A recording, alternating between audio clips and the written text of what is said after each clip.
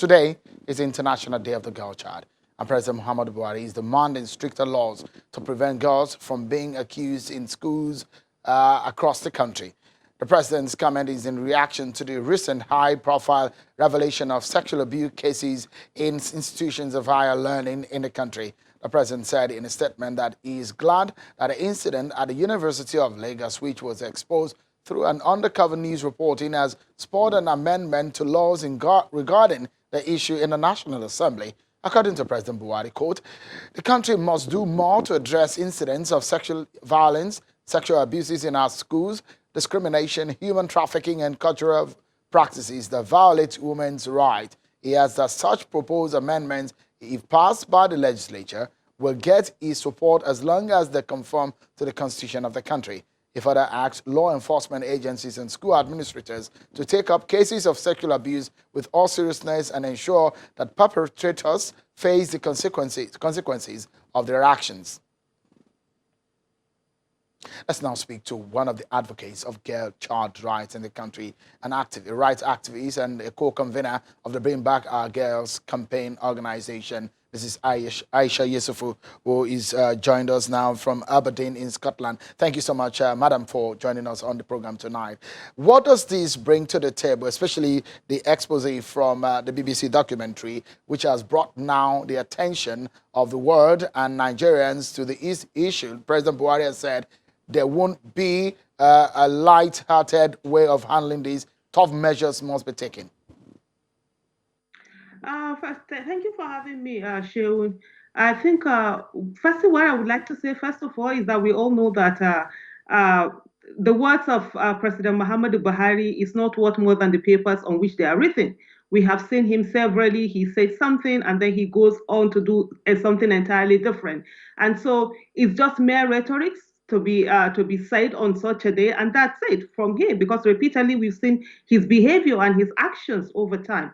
And having said that, I would say that, the issue of abuse against the girl child is not a new thing in Nigeria. And every one of us, we all know that this is what is happening, not just in the university, but in every aspect of the society. And every time that women have come out to make allegations, girls have come out and demanded, they've always been shut down. In the recent times, we have seen the issue of the allegation of brutality by the police, sexual harassment on women, raid on Abuja women, and all of that across the nation. And so this is something that has been going on, and it's something that we all know, but maybe now we want to play lip service to it because there has been an investigation. I do hope something comes out of it. Not what we normally would do. We have the movement without the motion.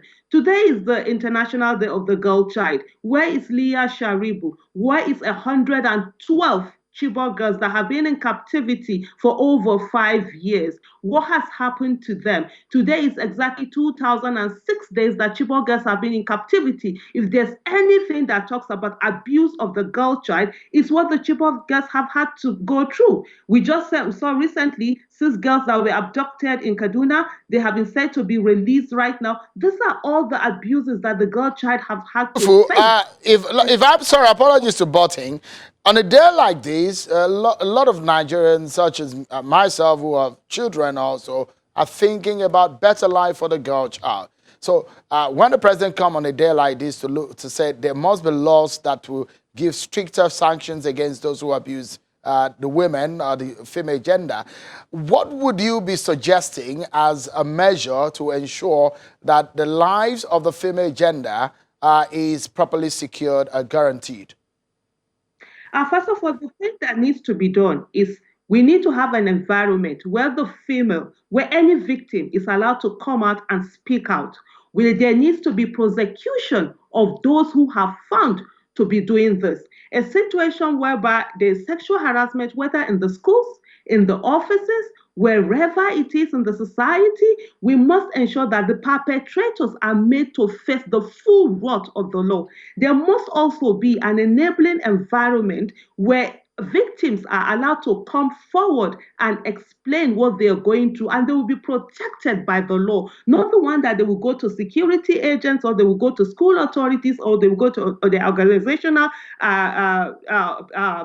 authorities, and they are told they are told to shut up or they are told to go away. There are so many things that beyond putting the laws down, there has to be stringent measures taken against perpetrators. Because what we have seen over time is that there is impunity. People feel they can do anything. We have seen on the floor of the National Assembly where a federal lawmaker would we say to a female federal lawmaker that they would do anything to her and nothing comes out of it. And so unless we begin because to of our time, if I may ask, if there is one thing that specifically could be done to ensure on a day like this that we're reflecting on the life of the girl child in the country, we're also looking at what has happened in the expose on some of these lecturers for these issues of the sex for grades. What would you suggest as that one thing that can be very important in terms of lawmaking